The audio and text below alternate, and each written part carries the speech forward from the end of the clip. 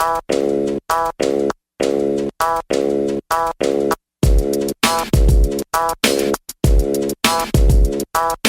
right, I'm very excited to have my man Wes Watson, dude. Thank you so much for doing this, bro. Man, this is dope. I just discovered you very recently on YouTube. You're my new favorite YouTube phenom. Fucking pleasure. You were on your boy's Wig Splitter. What's his name? Big Hurt. Yeah, Big Hurt. Yeah. Okay, so you were a guest on his show, and you caught my attention because you were dropping some serious, like, powerful messages that resonated with me, because I feel like I'm at a very parallel point in my life as you are in getting my shit together, keeping my side of the street clean, doing right, and watching the effects of what, by not being a piece of shit, how good things happen to me. Could we talk about how you're doing that in your life? It's 100%. What we get or what we give is what we get in return. I mean, it's simple karma. It's dealing with fucking karmic debt, building it up, and fucking making sure that we're situated correctly to get the outcome we want. All too often, I run into people who are doing the same shit and expecting some different result, or acting in a certain manner that they regret later. So what I always told people was, regret was your guideline. That was your conscience telling you that this needs to be removed from your life. I mean, if you do something and you regret it, done. You got to extract it from your life. I mean, your conscience, I like to call it conscience congruency. Did you make that up? Is that you? That's my coined phrase. I mean, I've never seen it or anything like that. Most of the stuff that I say, people will read in books and say this came from that book. But honestly, I put down books a long time ago, and I just started reading quotes. Quotes are referred to as the wisdom of the ages. I like to read quotes to just get the wheels turning. Once I get the wheels turning, I apply them to my life. I get my situation, and I bring my variables into play, and I give it my own spin. I love it, man. And it's funny because these things that you're coming up with are things that I've actually read in books that obviously there's a reason why these messages exist, and why the struggle that a lot of us go through, and we come to a point in our life where we grow the fuck up and stop acting wild. Like, for me personally, here's the thing. You can't tell a 22-year-old, like, I always look at it like this. When you remember you're a kid and they took you to the fucking museum when you're in first grade, and you're like, I don't want to go to a fucking museum. I'm in first grade. You get older. Oh, I want to go to museum now. It's hard to tell a kid what to do. So you're at an age and a point in your life where your message that you're doing on YouTube is to tell these youngsters, hey man, don't get in that bar fight. You're going to end up in prison, and a lot of things are going to go a certain way for you. But it's so hard to tell a young knucklehead what to do. So how do you really get through to them? Just by example? I mean, basically, kids always failed to listen to their parents, but they never fucking failed to emulate them. So what I'm going to do is give the solid example. Look, I've been through this shit. It was painful as fuck. I came to tears very often in the pen. I'm a bad motherfucker. You ain't going to make it. It's going to eat you up. I'm going to eat you up. We're all going to we're going to make your life what you asked for. When fools used to roll in and they act tough, I would just look at them and be like, don't fucking break it down now. You asked for this fucking life. And this is when I'm 6-7 years into a 10-year term. We're talking some kid rolls in and he thinks he's badass. You take the steam right out of him. And this is how you got to teach people. They got to get humbled. Life is going to fucking humble you, whether you like it or not. I'm telling these kids to choose to humble themselves before life does. And I think you're getting through to them, man. It's powerful because you have a lot of charisma, and you know, obviously your whole look and the fact that you did time and you come out and you're in great shape. You work out. Watson Fit is where people could see your workout stuff right on Instagram. Watson, what is it? Watson Fit? 100%. Watson_fit. Yeah, that's where I do my coaching from. That's where I post a lot of my inspirational stuff is on there. Also got the YouTube channel, GP Penitentiary Life. Yep. And we're just geared towards giving what worked for us in every way and sharing what fucking didn't. Let you be the example. Now, okay, so here's why I think it's so interesting to people like me who ain't cut out for the prison system. I'm a silly ass, goofy, skinny motherfucker who survived by being a clown and joking around my whole life. Somebody like me gets locked up for some bullshit, some weed growing operation, right? Some bullshit, a DUI. I come in the fucking jail. I go through the system. What's going to happen to someone like me? Obviously, I'm going to have to click up with my people right away. And how am I going to survive? Is it just going to be by being respectful and by making jokes and not feel like what would a motherfucker like me do? It's pretty fucking easy. You're going to roll in. I'm going to have someone come up to you, ask you for your driver's license. This is your paperwork. This is what you got busted for. They're going to grab your driver's license. They're going to check it. They're going to make sure your crimes are legit and you're not hiding nothing. If you're fucking good, I'm going to tell you one time. I'm going to tell you any fucking thing I ask you, the answer is yes. That entails everything. So, I mean, if you don't do what I ask you, then you know what time it is. I'm going to hand you exactly what you turned down. And that's it. I mean, it's a fucking scary ordeal given that you're going to be asked to fight many people for your people, to discipline your own people, and potentially have to stab people who have to fucking who have to pay dues to their people because they fucked up. We fucking police our own race. Fuck the word police. We fucking control our own race. It's a dictatorship. In prison, there is no democracy. There is no debate. We tell you what to do, you're fucking doing it, and that's it. You would be fine, though. You'd come in, people would fucking respect you as long as you listen to the rules. And I mean, since you got some clout, they would enjoy it because they would be like fucking, oh, this is entertaining to me. This guy's here. It gives them something in their life that would be cool because motherfuckers are bored.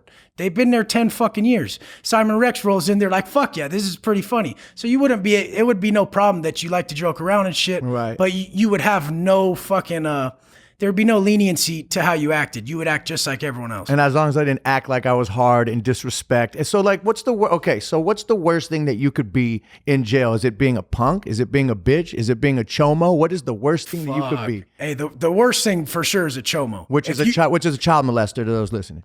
It's a child molester. If you roll into a California GP prison yard and you're a chomo, you will not make it that day. You will get stabbed that day. More than likely, they're going to slice your face up so that it shows that's a mark. Who the fuck you are. You're marked. You're done. Okay.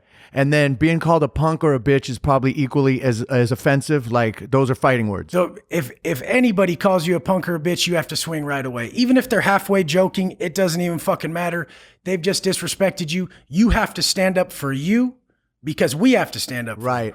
So if you don't stand up for you, we don't, but we have to stand up for you, so you better get busy. I got a crazy story. My boy did some time, and he said he's over 40 years old, and he rolled with the white boys. And I guess, I don't know if this is true, but he said after 40, you're considered an OG, and you're allowed to stay out of certain politics because you're a certain age. So he had the right to say yes or no to getting involved in some shit. Guy comes in, they looked at his paperwork, and they saw that he was like a sexual predator.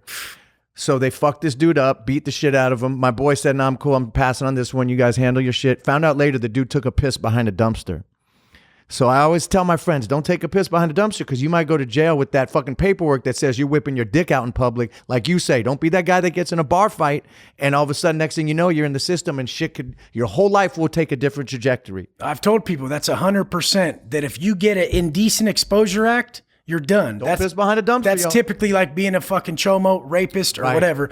The most least fucking respected and highly untolerated things in the system. You're done. You're done. You see that charge, you're fucking done. Now, California has a lot of different rules and politics than other. You've only been in the California system, isn't that correct? I've only been GP, California, GP inmate. That's it. And what is GP? As general population. That means you're not SNY. You special needs yard. Yeah, you're not special needs. You're mainline. These are as real as it gets. Right. Okay, because a lot of these terms you got to understand, like me and a lot of my followers, this is the lingo and the terms that you understand, but like even a lot of these terms most people don't understand. And I hear you dropping these, the things on your YouTube, and I got to call my boy who's been in jail. I'm like, oh, what does this mean? And he'll explain it to me. You know what I mean? Because a lot of us don't know. That's just the world you lived in. 100%. I got a question. You got a lot of charisma. You're a smart dude. Had you not gone into prison, what path do you think you would have taken? Because you could have been like a successful leader of a business. You could, I mean, you still can be, but I'm saying you got what it takes. Yeah, there you go. But I'm saying you did what, 12 years? 10 years. 10 years. And I see you have the leader quality is my point. You know what I'm saying? You have a leader quality. You got the charisma. You got the game. You got the intensity. What do you think you would have been doing had you not gone to jail for 10 years? Let me first tell you where that came from. In the pen, I had to become a leader. If you fall, I fall. So what I had to fucking do was make assets around me. I couldn't let these guys be more of liabilities than they already fucking are. So I created assets around me to ensure my safety, to ensure that I got out right. If they fuck up, I'm riding with them 100%. But let me limit these fuck ups and make sure we get out safe. So that's where most of my leadership came. That's where most of the deep talk came. That's where most of the fucking leading by example came, because I had to strengthen them. This was the only way. But what would I be? I'd be a business owner of some sorts. I'd be an entrepreneur always, you know. And can you talk about your case at all? What got you into jail? Is that off limits? No, that's good. Basically, I used to push a lot of weight. I used to push 100, 200, fucking 500 pounds at a time of lots of weed.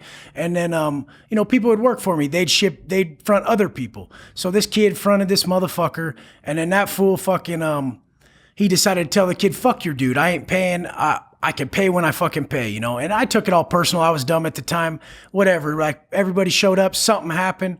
The dude got his fucking wig pulled the fuck back and barely lived. I don't know how the fuck he lived, but ended up, long story short, I got 10 years for that. I got robbery in the first degree with assault deadly weapon, battery, great bodily injury, and burglary in the first degree. And then they put the enhancements on it of an inhabited dwelling for the burglary, and then the robbery was with an accomplice present. So these made it like a home invasion robbery. So was this your first offense at the time? I've had weed sales cases before. I got pulled over in Orange County with like 12 pounds. Right. I thought I was all flossing and shit. I had the Range Rover. I had the 24s on it. I had the fucking Breitling watch. It was that time where I thought I was killing it.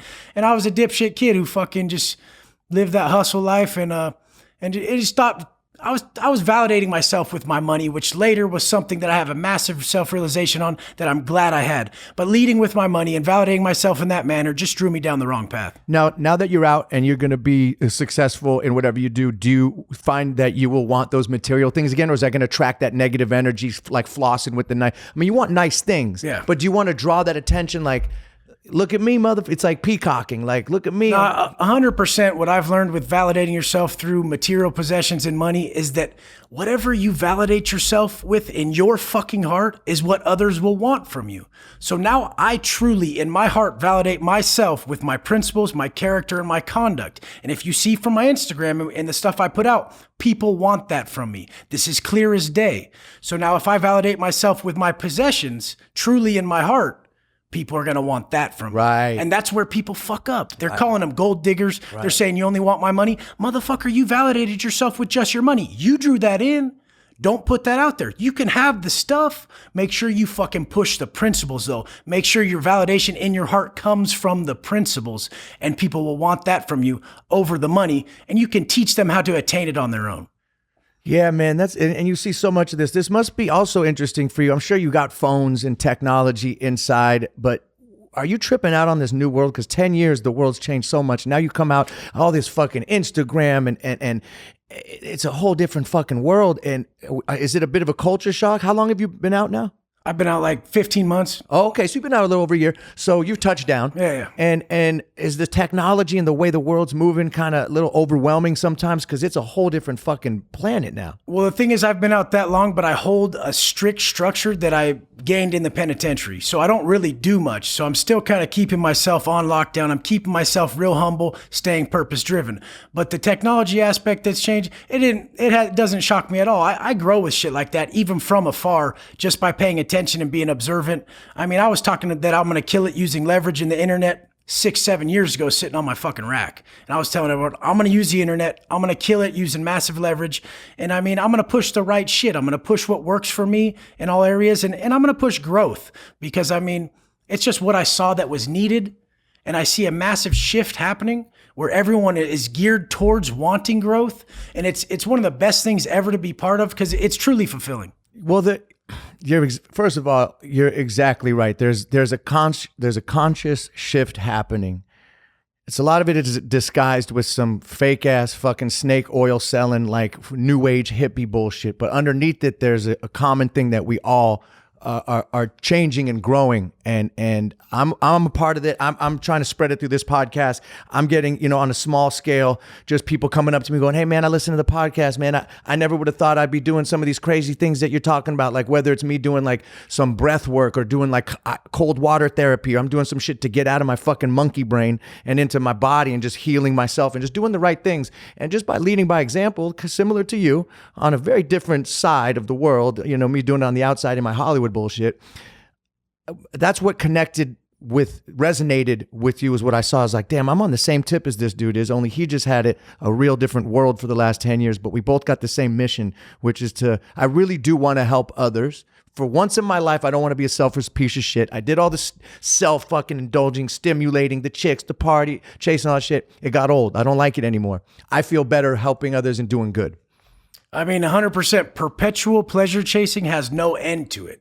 And it always ends in regret. There's always a downside. I like that just steady, just no ups, no downs. What they say is goodness is uneventful. It does not flash, it glows. I don't fucking have peaks and valleys. I just live a steady state of progression. And how I do that is through mind, body, and soul growth. Everything is going to connect. You can almost build a daily task that works on all three at the same times. Your life should be split into thirds, especially your day. Mind, body, soul. This is the only way you're ever going to be whole. This is the only way you're ever going to fully just free yourself of all that bullshit. But I truly I see a massive shift and I love it. I don't even pay attention to the negative shit. Right. I don't even give it energy. Right. Some people think they're fucking helping by drawing attention to the negative shit, but just take all the energy away from it by not even magnifying it. Watch what you magnify. Even if you think you're helping by magnifying a negative event, how about you just push forward to the positivity? Yeah, and everything's energy, man. Everything's energy, and that even sounds like some hippie bullshit. But like, I'm a hypersensitive person. I walk in a room, I could feel people's energy, whether it's good, whether it's bad. When I'm in nature, I feel extremely in touch with nature. When I'm in a city, I feel stressed the fuck out. So I'm hypersensitive to that kind of shit. So I know that everything is energy. And when I was living foul and just kind of self-indulging, I attracted bad energy, straight up. And now I'm meeting people like you. Like I'm sitting here with you for a reason. You know what I mean? Like, even if we could just help a couple of motherfuckers just wake up a little bit and maybe change their thought patterns. Because like I said, you're not going to change a 21-year-old's knucklehead ways. You couldn't tell me anything at 21. No, nothing. But as I got older and I had my life experience, I realized, oh shit, a lot of these cliche things that you hear, like you just said, mind, spirit, and body, like that sounds like some bullshit you read in a book, but that's the fucking truth, bro. And you got to have a balance of all that shit. It's like some Eastern wisdom you're dropping. It's definite balance. Yeah, man. Now, I went to juvie for a little bit in Oakland when I was a kid, and that was enough to scare the shit out of me. That's why I think I've stayed out of trouble. I've been lucky enough to just keep my shit clean, but I went just for a little stint for some bullshit. I found a wallet on a gas pump and looked just like my boy's cousin. We found a wallet, and we go, oh shit, look at this ID. It looks just like a cousin, so let's go shopping. This is back in the late 80s when you could get away with some shopping. We went shopping with the credit card. Turns out it was a police officer's wallet that we found. So we got forgery, impersonating an officer, and grand theft. My boy went to jail. I went to juvie. That was enough to wake me the fuck up, dude. Just a fucking, and luckily the judge was cool enough to let me do weekends so I didn't have to like miss my high school graduation. So just my little sample of Oakland fucking jail woke me the fuck up. Luckily, I had that because had it been something that would happen when I was a little bit older, I might have gone down that path that you're talking about, where you get thrown into it, and like you said, you say yes to everything. What am I going to do? So I have to say yes. You got no choice. I've seen plenty of fucking youngsters coming on a weed case, a motherfucking weed case. I'm doing 10 years. I don't fucking care that you're getting out in 2. I could put 5 on you. Okay, you got to go do this. I don't care if you get 5, you're still out in 7. I got 10 to do. You got 3 less than me is the way I'm looking at it. I mean, it sounds fucking grimy, but people have given their life for our safety in the GP population of a California inmate. But I mean, I did 10 fucking years, man. 10 fucking years. I mean, these calendars, time don't move fast in there, man. Right. Time moves extremely slow in there. But what you do learn is you learn that how valuable it is. Yeah, freedom is everything, man. I can only imagine, man. That's fucking, like, you realize when you get out, that 10 years is 10 years at the end of the day. Now, what movie has portrayed prison. Is there even one that's even come close? Dude, you're going to trip. I haven't watched TV in fucking over 10 years. Almost 12 years I haven't even watched a TV show. I refuse to watch it. I don't really even watch. Good for you, man. People are like, oh, the YouTube. I don't even watch my YouTube videos. I shoot them in one clip and I fucking go off on my way. I don't fucking watch them. Right. But I mean, the thing is I don't like oversaturation. I like to pull messages directly from the source, and the source being the universe. And if we're oversaturated with a bunch of bullshit, it's too easy to plagiarize. So if we just stay in that zone, we're pulling better messages. But TV-wise, that movie Shot Caller, I watched one clip because everybody asked me so much. I watched the riot clip about it, and it was pretty fucking... It was pretty detailed, and it fit the description. But the thing it just... You'll never be able to portray what fucking doing 10, 15, 20 years feels like in a 2-hour fucking movie. So it almost just makes me sick to watch. Right. You don't even want to watch it. Yeah, fuck that shit. Now, how long did it take for you to become numb to the prison violence? Because you were saying in one of your videos, like, you got to the point where, someone would be getting beat up or stabbed and people, oh shit, look, you're like, act like you've been here, bro. Like, how long did it take for you to get to the point where you didn't react? I mean, I used to just be like, you new ass motherfuckers, man. Act like you've seen some violence. I mean, fucking, what the fuck are you here for? Like, Jesus Christ. But I mean, it was probably about 4 years in, 3 to 4 years in, after seeing stabbing after stabbing after stabbing on these level 4 yards. You come out at that time, there was long racial based lockdowns. So there'd be work to be handled on the yard. There'd be yard cleanup. White boys would have to clean up their own people. So, I mean, what does clean up mean? It means fucking whack them. Take them off the yard. Remove the fuck out of them. They have bad charges or they're fucking up on a drug debt. They gotta go right when the fucking door opens. So the door opens, we get out there, we go to yard, someone gets stabbed like a motherfucker 15, 20, 30 times. They live or die, whatever. You don't see them the fuck again.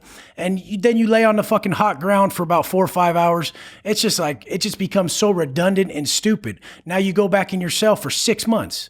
You don't come out of your cell for fucking 6 months. No human contact. Do you have a cellie or you by yourself? You'll have a cellie or you don't. You might not have a cellie at that time. You might or might not. But you'll go back in your cell for about 6 months. Now there's still more cleanup to do. So the second the doors open again after that 6 months, bam, bam, bam, bam, bam, someone's getting stabbed again. Now that time it's 9 months. So you go back down for 9 months. Is this 24-hour lockdown? 24-hour lockdown. What about showers? You don't get showers. Bird bath. You have to bird bath. That's funny. You know that fucking term. Bird yeah, I've bath. watched a lot of those prison shows because I'm fascinated with them. Now, what's the worst thing a cellie could do if you're locked down for 6 months with them and you're sitting in there? What's the most disrespectful, crazy shit that's just like the rule is you don't do that? You know what I mean? Like toilet etiquette or food etiquette or eat. You know what I mean? I mean, just a motherfucker being blessed financially and not sharing with you. That's it. I mean, if the fool's fucking super stingy and he's not sharing with you, I had a cellie who got a package right before a lockdown. Like, it just so happened his shit showed up right before the lockdown. The facility had to pass it out. He was one of the only people on this year-long lockdown. A fucking year. You don't step out of the cell, not 1 foot. No shower, no yard. No, not 1 foot out for a fucking year. You get so used to it, you can only walk like 4 steps and then it starts to feel weird and shit. But I mean, 1 year, no foot out. I've done 14-month lockdowns without no foot out. Not one motherfucking foot out the cell, not going to medical, not going to yard, no fucking shower, nothing. Bird bath, that's it. Damn. But the thing is that over this time, he got some food, he got a package, and he wouldn't even fucking share. He would just be super stingy about it. Like, he would wait till nighttime and then get into his stuff and eat it. Like, I wasn't going to ask. I'm not no fucking punk. I'm not going to fucking sit there and beg a motherfucking grown-ass man. But the way we work in there is fucking, dude, anything I got at a time like this, you got half. Right. And the thing is, I had money. I just couldn't spend it because we were on lockdown. So the fool was just being money on your books, you can't use it at the commissary. If you're on lockdown, you can't go get your ramen or whatever you want. Now, you're being punished. Your race is being punished. You're on a racial-based lockdown. So it's on a racial-based lockdown, is every race locked down, or is it just... If there's a riot, every race is locked down. If there's a fucking problem between 2 races, those races are locked down. If you're just cleaning up your own people, stabbing your own people, disciplining your own people, then just your race is locked down. Got it. Now, is that come to a point where after a 1 year lockdown and there's some politics that have to happen, is it like, man, we just been in here for a fucking year, let's hold off even, or is the code that you got to do it anyway and we're going to be locked down for this? They have the OGs come out of the races and they talk to each other. If there's a big race problem, like there was a riot, the OGs come out and they come to a conclusion.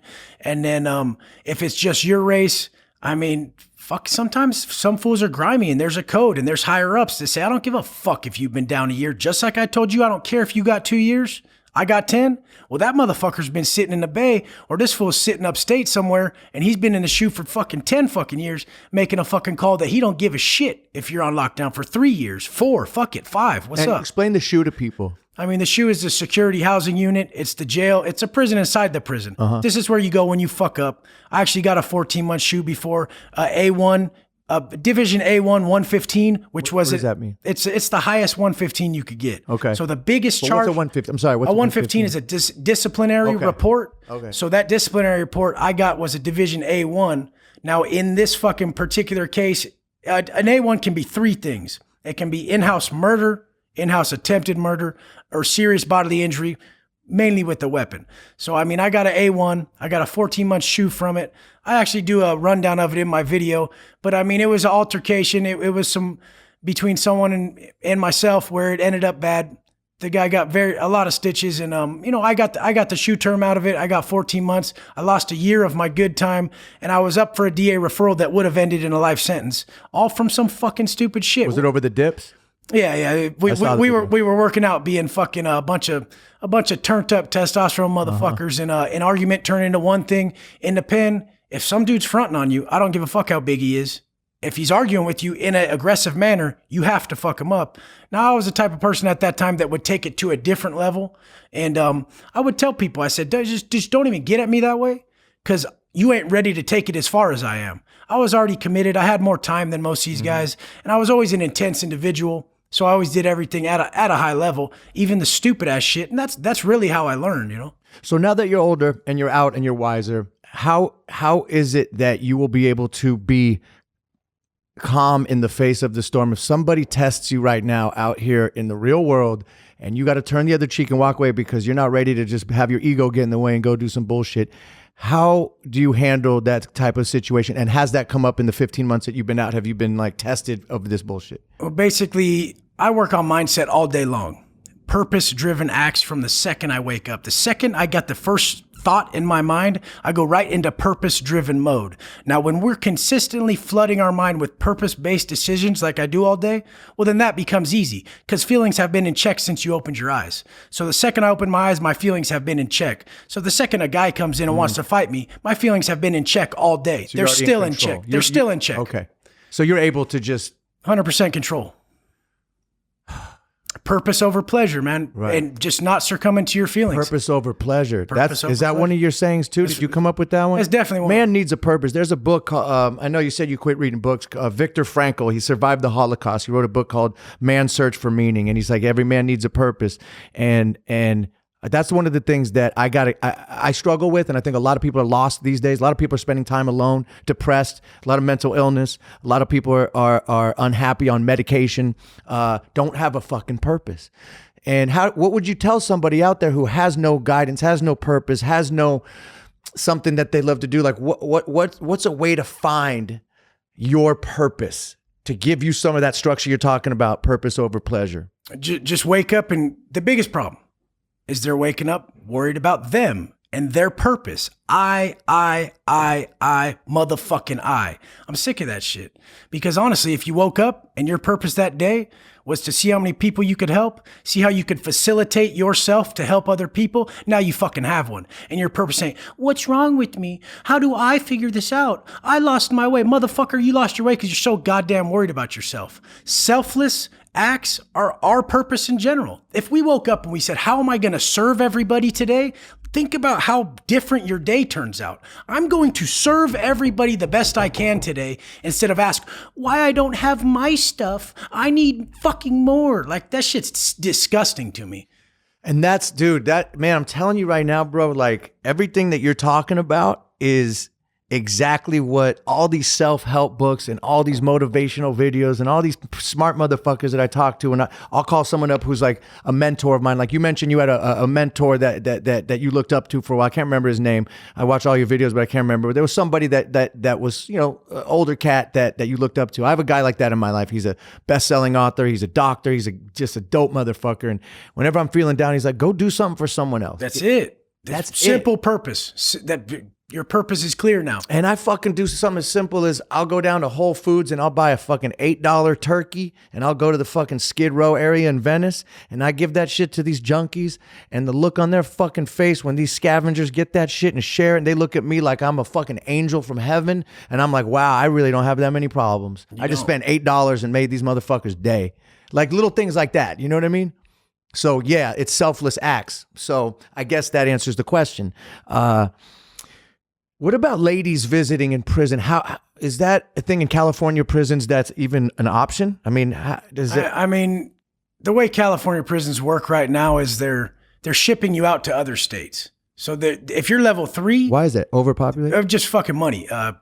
Private prisons. Yeah, Corrections Corp of America is a big company that they'll ship you out to Oklahoma, Mississippi, or Arizona. And the thing is, they don't even have the facilities to facilitate conjugal visits. Now, some of these older pens in Cali can facilitate a conjugal visit, but mostly those are going to be SNY yards because the GP California inmate is fucking the smallest population of anything. There's probably like 14% of GP California inmates left. So obviously, since we go against what CDC wants, they want us all to be bitches and lock it up and be special needs. They want us all to be PC. They can control it better. Right. But we won't. Right. So the fucking point is they hold us from that shit. You may be lucky. You may be on a yard. You may have been there long enough to already have your visits, and it would be too much paperwork for them to take them away, meaning conjugal visits where your wife visits you.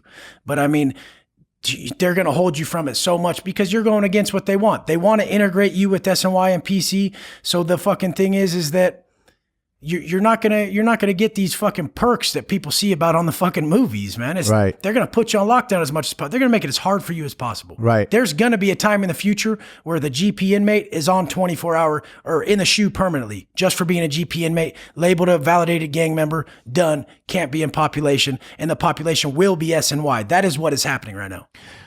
Now, no weights are allowed in California. Oh, no, For unfortunately. a long time. So how did you get this physique? It was basically, I track my macros. I don't fucking leave anything up to chance. I don't like guesswork. I read about macros, fats, proteins, and carbs. I found a way to make it happen. I would buy my proteins off the canteen. I would trade the snacks to people for their meat off their tray. I would write everything down. I have logs of 7 years of writing out macros every fucking day for different cycles of what I'm trying to do with my body. But then I would make weights and do typical bodybuilder routines with the homemade weights. So I'd make Body weight stuff? And what's homemade weights? Like water weight? No, I would make like magazine stacks for to makeshift dumbbells with magazine stacks. And then I would make like water bags for curls and shit. And then we would do like the main exercise for chest and back. We would just do weighted. So it'd be weighted pull-ups, weighted dips, weighted push-ups, shit like that. How would you put weighted weights on you squats. for pull-ups? What would you do? Just we basically would get a sandbag and we get a fucking sheet tied around the front of us and then wrap it through the shirt or sandbag. Got it. And this is all. And when you're locked down though, and you don't have Oh, you don't got shit. So you're just doing, at that point, you're just doing burpees, push-ups, sit-ups, whatever the fuck you can do in that little. You're doing curls with your bag. You're doing shoulders with your fucking makeshift dumbbells.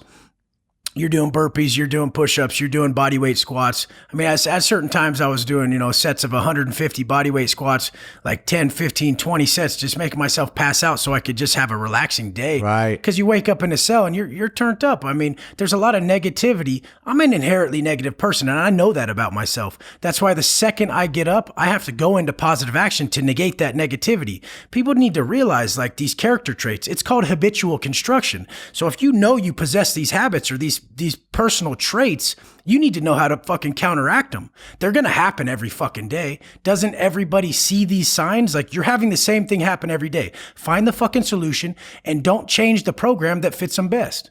We were talking outside before you came in, and you were talking about observing the thinker, right? We were just talking about that, observing your brain and separating yourself from the thought patterns that you have. And I think it starts there. I mean, I read a whole book about that called the Untethered Soul. Your boy read it too.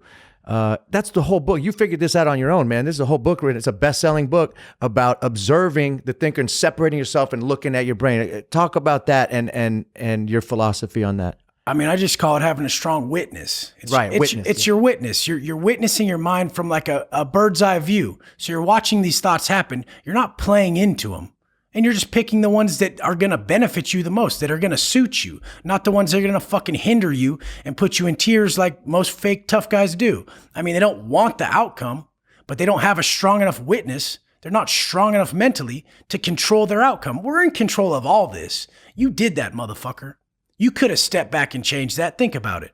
So that was always what happened, is I would get into these deep patterns of self-reflection when I'm sitting in the fucking shoe by myself for a long ass time, or the BMU, the behavior modification unit, after a massive altercation. And I'm just thinking, fuck, man, how could I have changed this? So I'm stepping back in my mind and I'm replaying the events, and then I'm just holding myself to them later with extreme accountability. It's very strong, man. It's not a lot of people are capable of that, or even being aware of their own behaviors. Now, all right, going backwards a little bit. Now that you're out and you can go work out at a gym, are you doing different work? I mean, you got your workout that you do on your Instagram. Are you still doing body weight stuff? You doing weights? Like, what's your workout routine on the outside, and diet and stuff, now that you're not starving all day in jail? No, I basically do a typical bodybuilding routine. I'm about aesthetics. I mean, it's strength, it's mental strength, it's mind, body, soul. But I mean, to have a strong mind, to feel good about yourself, you have to look good. Don't miss the fucking correlation between the two. Yeah. When you look good, you feel good. Yeah. When you eat good, you feel better. Yeah. So we have to fucking just pull this from within and take the steps to attain it. I hate when people say that you can just love yourself. That's fucking bullshit. You have to earn that shit like everybody else. You have to put in the work, you have to sacrifice, and you have to earn these things. There's no just inherent self-love. Self-love is only defined by investment in self. Self-worth only comes from your ability to invest in self. If you're not investing in self, there is no outcome. You don't get you can't just have this for free. Do you see yourself one day? I mean, you're going to have to write a book, bro, because I'm first of all, I'm telling you, and I'd love to help out. You got to do a podcast. You got to do a book. You got to go speak at schools, because this message has been being said for so long, but your charisma and your story is so unique that it's pain, man. But it comes across your transcendence of watching. I just met you today, but I already feel like I know you just from watching your videos, and your story it resonates on such a deep level, and it should with every man, every woman, any human being, because it's the hero's journey. I sent you a little video on it. Joseph Campbell's this guy I'm really into, and in every story, from Star Wars to fucking Harry Potter to fucking The Matrix, is about man's journey of going outside his comfort zone, getting outside and coming back with some wisdom to share with everybody else, and going through a lot of pain and struggle and being sacrifice. And so the sacrifice that you made with the time that you put in, and the sacrifices you made for all the things you've done to come out with a message and give back, is the hero's journey. It's like the most timeless tale of all. That's what you're doing. So whether you know it or not, that's the greatest story ever told. So just giving you your props. That's fucking awesome. Yeah. I mean, the whole thing is it was selfless. The motivation was selfless. I mean, that's how we raise our frequency. We give selflessly what's most important to us. That's funny you said that. If it's most important to you and you give it, that's what means something. Don't give away something that ain't shit to you. Right. Yeah, you just said something interesting. Raise your frequency, because I always talk about operating on a higher vibration. Like, there's certain drugs that are low vibration drugs that bring that, when someone's smoking weed and drinking, that shit just lowers your. I know for me personally, when I do those things, my vibration is way lower. And when I'm clear and my channel's clear, and my thoughts are clear, my dreams are clear. I'm writing down my dreams. I'm being cognizant of my actions, and I'm super focused. It scares me how psychic I am. My premonitions are on point, and it fucking feels so crazy to be that clear. My vibration is up here, and there's I think that's what it is I see your vibration up here, and when I'm up there, I connect with it, because there's so much low vibration going on out here in Hollywood right now. There's a lot of low vibration going on, but at the same time, there is a shift happening where people are trying to higher their frequency, man. It's happening, dude. And yeah, we need people like you out there pushing this message, because that's the good thing about the technology, is that this could spread this message like never before. This ain't, just a quote or a book.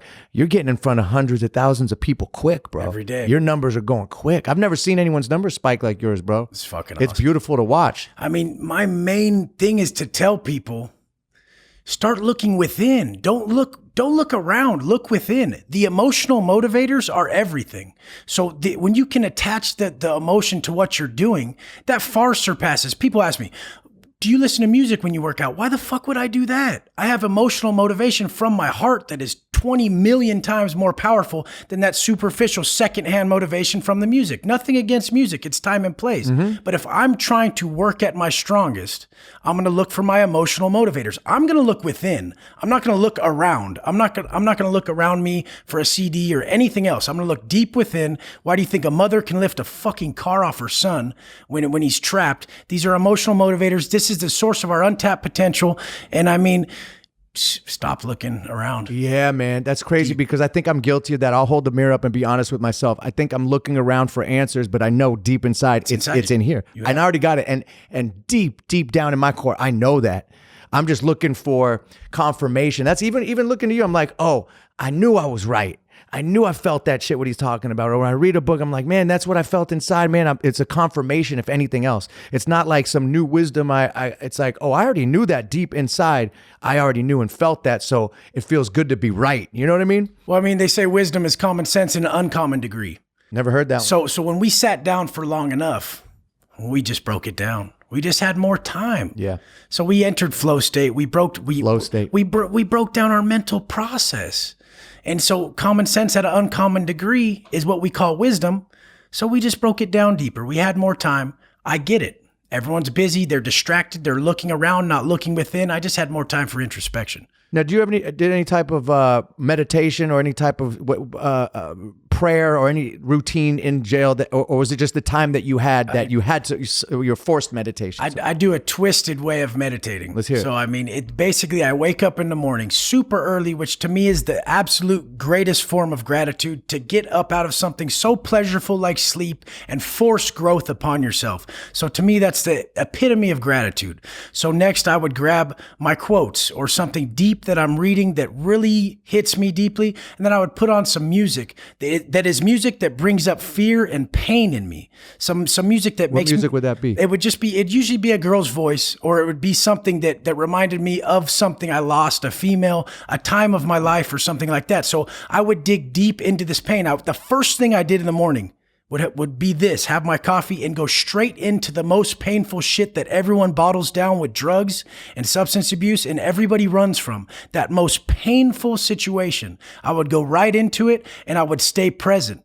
At that moment, you will find all your answers. Everything will come to you at that moment. Man, you're facing the dragon and slaying the dragon, man. That's exactly what it is, bro. It's huge. It's the same story told over and over. It's every Greek fucking story. It's like, that's exactly what Joseph Campbell is talking about, is like facing the dragon and slaying the dragon, which is you versus you. You know what I mean? And that's like you said in one of your videos, you're like, I see all these supposed hard dudes, but they're choosing the easy, weak way out. And the real gangster shit is to fucking go inside. That's the scariest shit in the world, bro, to hold that mirror up and look inside and fix yourself and realize and admit that you got problems. You couldn't, man, people's egos are crazy things, bro. People aren't willing to hold that mirror up and look inside and make changes. And, I had someone say something to me like, man, you changed, bro. And I said, like, that's a bad thing, right? Oh, man. Like, change, that's life, evolution, changing. That's what everything's about. I want to change. I want to grow. I want to be different. I got a lot of homies that are still stuck in high school, dressing the same, smoking weed all day, acting the same. I'm like, y'all are still 16 years old. Yeah, I changed. And is that a bad thing? You know what I'm saying? So it's like, there's that weird thing where like that ignorant mentality of, oh, you changed. Well, I think that's a good thing. That's life. I mean, positive change is one of the hardest things. That's why people, they stay clear of it.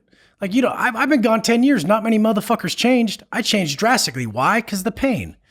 Your answers lie within the pain. If you want to change, it's fucking obvious. The road it's pretty damn clear. I mean, these pleasures we seek are what hinder us. Yep. Yeah, chasing bliss, man. And I'm guilty of that too, man. Look, I'm not sober or anything, but I've never been this sober in my life. I've never been this celibate in my life. I've given up so many things. I've sacrificed so much. I stopped chasing all these simple pleasures that I realized don't make me happy. I felt like a empty, hollow Easter bunny chocolate with like nothing inside. And so you're completely sober. Completely sober. Okay, so coffee's all you got. Yeah, I love coffee. Okay, that's good. You're allowed your coffee. Now, what made you was there an event that made you go sober? Because in one of your videos you said you just saw these people getting high and sleeping in and you're like, I don't want to be like that. Was it an overall accumulation of all this shit, or was one day you woke up, you're like, fuck it, I'm done? I just see it as weakness. Yeah. I see it as weakness. It wasn't serving me. It had to be removed. I see it as weakness. And And I would see people who would just run to that for every problem. So how the fuck are you ever going to grow if every time you have a problem, you run to a substance? That substance is taking that's taking all the pain out of the situation. Pain comes from growth. Sit there, be present, experience that pain, and get your fucking growth. Do you want the gains or not? I mean, motherfuckers are just hiding from shit forever when they could just go through it. And like the most cliche quote is ever, we grow through what we go through, so. See, I've never even heard that one, man. You got this great. So now the weed now weed is not like, weed ain't even like cool anymore. It's legal now. It's not rebel anymore. It ain't gangster. Like weed has just become government fucking run. And I don't even smoke weed anymore. I quit weed on and off for years, and now I'm off it like a year. And I did smoke one time, and I had the worst time of my life, and I hated it. I'm like, why the fuck did I do that? It made me insecure, paranoid, question myself. I had to leave the party and go lay down in my fucking RV like a weirdo. I'm like, this shit just doesn't work for me anymore. And I can't go tell someone watching or listening to this podcast who's 21 who's smoking weed right now, like, quit smoking weed, bro. Like, you'll find it when it's time. You can't force that on anybody. But I know for me, it put a lid on my emotional growth so much, right? It just put this lid on me that now that I got the lid off, man, my brain is exploding with ideas and literally dreams, bro. Like dreams and crazy, like all this shit that I feel young again, bro, because I had the lid on me for so long that now that shit's off, and it's just like I feel like a new person just from fucking weed, bro. That's crazy. Weed's a strong motherfucking drug after 20 years of it, dude. I wouldn't say it's the drug. I would say it's what you're hindering your ability to do on your own.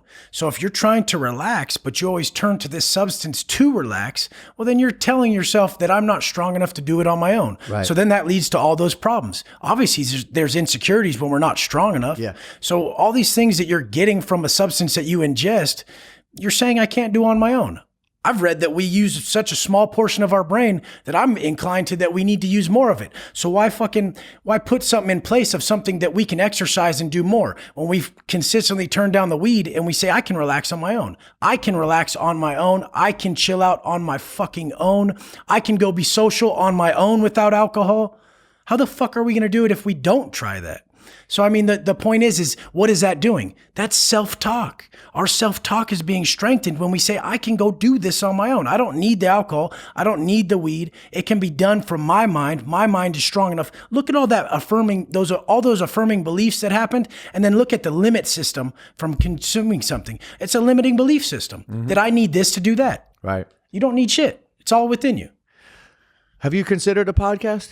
I mean, I'm just so swamped with all the shit I got to do. Like I'm trying to make it all happen, but man, you guys are hard workers. If you're pulling off Instagram, YouTube content, workout, this, that, the other podcast, you motherfuckers grind, man. Yeah. But see, you're a grinder, and I could see you possibly doing one. And because like I do this, I put out one a week, and it's an hour or two of talking with somebody. So if you really think about the time that's not that crazy. No, 2 hours a week you could knock out. Yeah. You get your little setup if you're ever interested, because I have a feeling your podcast would reach a lot. YouTube's obviously great because people get to see you and hear your message. But if you're ever interested in the podcast world, I'd love to help you out, because I know you would slay it, and you could make some serious money, bro. My thing right now is I'm following what my followers are asking. So if my followers are asking for merchandise, it's coming. There you go. If my followers are asking for a podcast, it's coming. Okay. So we're giving them what they want. So there's definitely a podcast because they're asking. Right. So and what's the merch? It's just GP Prison Life, but it's going to say like GP Life or something. It's just going to be for that YouTube channel. Right. I'm actually in the process of making a separate YouTube channel, spreading a different message the message that I put on my Instagram, where I do my walking in the morning. It's like more of a motivational aspect. I'm going to post those on a separate Instagram. Wait, so what's this? The walking in the morning? You take a morning walk? What's this? Well, on my Instagram, I walk every morning and I talk to everybody and I share with them some motivational shit, some inspirational stuff. And it's a big hit. I mean, the reason I know it's a big hit is because I love it. Right. These are the things that change my life. I'm a firm believer in percentages and math and life. And if it fucking changed my life, that shit's going to change a million people's lives, 10 million. Right. So, I mean, we're all not so fucking different. That's why when people tell me they don't want certain things, I'm saying, okay, you're a good liar. Come back to me once you fucking grow. Right. So it's one thing that you're doing. Obviously, it's Watson Fit, so it's working out, but it's really more, the bigger picture is it's not just about getting your fucking arms bigger. It's about getting your mental, your spiritual, all that shit lined up like you said. Well, this is the thing, because I don't even talk about truly about training or about nutrition on my page, I only talk about mindset because I could give you the best fucking plan in the world, but if your mind ain't ready to adhere to that plan, what the fuck? I mean, Southwest Airlines or one of these big companies, their main quote is hire for attitude, train for skill. I got to get your fucking mind right. Right. And then we could pull off the process. If your mind ain't there, we ain't doing shit. Now, in prison, you were saying on one of your videos that anyone that you roll with is not allowed to be on any type of self-medication like pills, right? Let's say you're depressed. You're like, oh, you're depressed. That's not happening. That's not happening. No, none of so that what shit. if somebody really has some type of mental illness? And I'm not talking about ADHD. I mean, if someone's a schizophrenic motherfucker and somebody's in there like that could lead to some problems. Well, that's something I had to explain. If you're white and you have something like that, you're not on a GP yard. You're going to be on a medication yard, a special yard. Like you're going to be somewhere where people are on hot med. They call it like hot meds, or you're be in a special building. You won't be around us. Right. But the whole thing is if a motherfucker needs certain meds, like you're talking depression, any sort of psych meds, it's just not happening. Okay. So if you want to be a GP inmate, you're not on any meds. We need strong soldiers. We're not having a fucking liability. And I had to clarify that from one of my old YouTube videos that anyone who's schizophrenic or something like that, they're just on a completely different yard. If you're a GP inmate, you're not taking any sort of psych meds. Now, you had a story about a couple of guys who were staying up for a few days on meth or whatever it was, and what's a tomahawk? Is that just a shank? That's just like a toothbrush with razor blades attached to it. Oh, shit. So someone will take the fucking shit off the end, like the head off the end, and you'll melt some like 10 razor blades in that motherfucker or a couple, and it'll just be like a fucking slicing tool. Because you said a dude was up for a few days, and he was probably on speed or something, and you said your boy Books had to go do something. And he was ready to go to war and ready to go. But luckily they talked the dude up. Now, somebody like that, obviously, who's up for a few days on methamphetamine. Oh, he's done. That's a liability, right? Yeah, 100%. Now, I imagine speed being a fucking nightmare in prison. And what's the drug of choice in jail? Are most motherfuckers on speed, or is it people doing dope? Like, what is it? It's white or black. Right. Everyone's on heroin or speed. Really? Most people, I mean, the whole thing is a lot of people are on speed in there. They've accustomed their life to it. Right. And that's why they're there. Yeah, they don't give a fuck if they're doing speed in there or out here. They're gonna do it wherever they're at. Right. If you put it in their face, they're fucking doing it. And trust me, people are gonna bring it in to make money. And motherfuckers who do it on the street will do it in there too. Right. And they'll go through it. That's where you see it so evident because they were removed from it. They got clean. And then you see the dope come back again. They don't want to do it. They do it. And you see the pain written all over their face. And I'm like, look at you, motherfucker. You're not enjoying that. Yeah. You just paid $700 to look like that. Wow. You just paid $700 to look like that. And I know you can't pay it. You're fucked. Yeah. So, Jesus, man. So what's some other, inside, is gambling, obviously something you don't want to get into, because I heard that someone told me, like, you just first thing is don't start gambling, because then you're gonna have a debt and you're gonna get in some trouble. So stay away from what's something you would tell a youngster who goes in? Stay away from gambling, right? I just don't even let them fuck with nothing. I'll be like, you're not having a debt with nobody. You're not having a drug debt. You're not having a gambling debt. You're having nothing like this. If you could pay it off shelf, you're good. Or we set a yard standard. We'll say $150 is the most someone could owe. Now I could pay that. I could pay that out of what I got, right, for all the motherfuckers in there if I need to.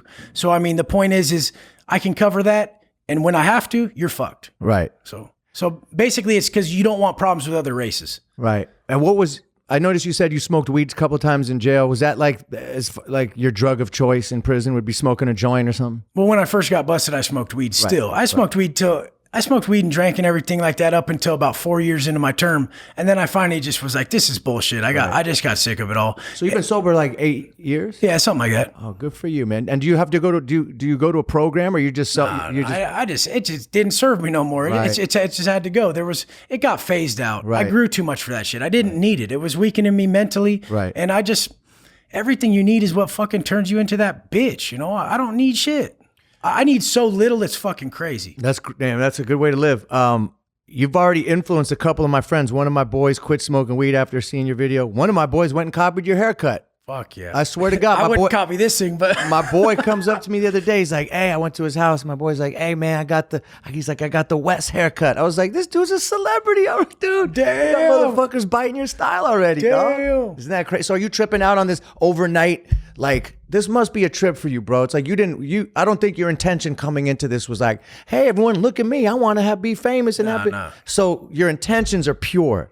And I think that's what's resonating is you're not out here like every motherfucker in this town, including myself. Look at me, and I'm guilty of that shit. Is what I do. It's just like it's my hustle, you know. I've been blessed enough to get paid to be a fucking court jester and make motherfuckers laugh and be silly, whatever. But your intention is pure, dude, and it really resonates. So it's cool that you're it's coming from a place of authenticity. You know what I'm saying? I mean, 100%. I mean, what we should all fucking do, if anything, but this is a problem. I don't think people understand it. If anything, we should share the advice that works for us on all levels and then share the advice that obviously didn't. But I mean, most people don't know what works for them. They think what they're doing is work for them because they don't reflect enough they don't do enough self-reflection. So I had so many people tell me to get a real fucking job, to do this and do that. And I said, no, I stick to my fucking vision. You don't see what I see. The point is you're always supposed to stick to your vision. Talent hits a target no one else can hit. Genius hits a target nobody else can see. Right. Your vision is genius. You're the only one who sees it. Right. That's it. That's it. Man, look, you know what? If you'd want to do this, I feel like we could talk about this shit forever. All day. I would love to have you back on again. We could do part 2, part 3, have you on. We can tell more stories and keep pushing your agenda. How can people find you on Instagram, YouTube, all that shit so more people could learn from you? Okay, basically my Instagram is Watson_fit. Okay. That's mainly motivation, fitness stuff. I answer everybody's DMs. I answer all fucking comments. It just itches at me that if someone fucking needs my answers, I have to get it to them. So fucking shoot me a DM. Cool. Shoot a comment, whatever. But also my YouTube is GP Penitentiary Life. And the same thing there. I mean, I'm just way attentive to my followers and anybody like that. I don't even like to call it that. We're just all riding together. This is fucking life. We're riding together. I learned as much, like my people come drop heat in my comments. They drop heat on my page, like in my DM. No, good ass shit. Like shit that I can use, growth tactics. Right. Like everyone's coming together right. and we're pooling together all this positive energy right. and all these growth tactics. And it's just an awesome place to be in. It's an awesome space. That's great. Just like a couple of things that I sent you, that were just like some things that, yeah, man, that's what it's all about. It was a pleasure to meet you in person, my brother. Thank you so much. 100%. We'll have you back, all right? 100%. All right, thank you.